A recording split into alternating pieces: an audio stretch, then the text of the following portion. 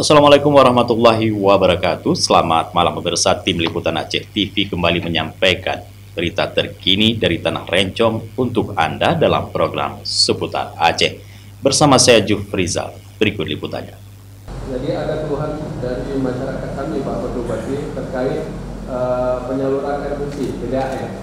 Ini di Aceh Besar, di wilayah kami khususnya Darussalam, di Kampung Lampedaya, Baitussalam itu belum pipanisasinya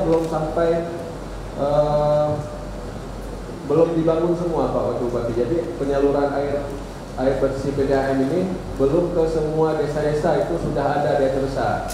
Dewan Perwakilan Rakyat Kabupaten Aceh Besar meminta pemerintah Kabupaten Aceh Besar untuk lebih serius menindaklanjuti persoalan kekurangan air bersih yang dihadapi masyarakat.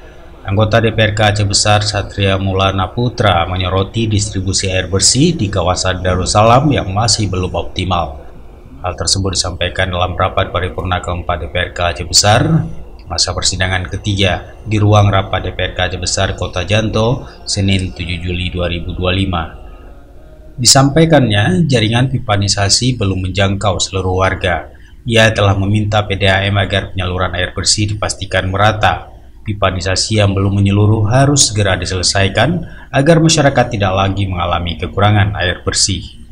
Terkait dengan keluhan di masyarakat saya di Dapil 6, khususnya di Kecamatan Darussalam, Baitussalam itu sampai Masjid Raya Kurung Raya.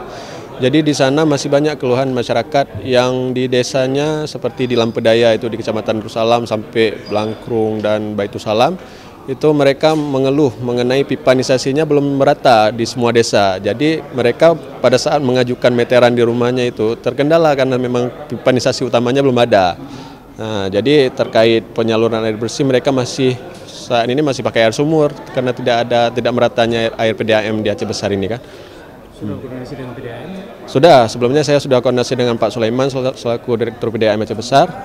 Beliau sudah mengusulkan sebenarnya kepada pemerintah Aceh Besar untuk menganggarkan 7,5 miliar untuk pipanisasi tersebut. Namun belum pernah ditanggapi dengan serius oleh pemerintah Kabupaten Aceh Besar. Mudah-mudahan di tahun 2026 dapat dilaksanakan dengan semestinya.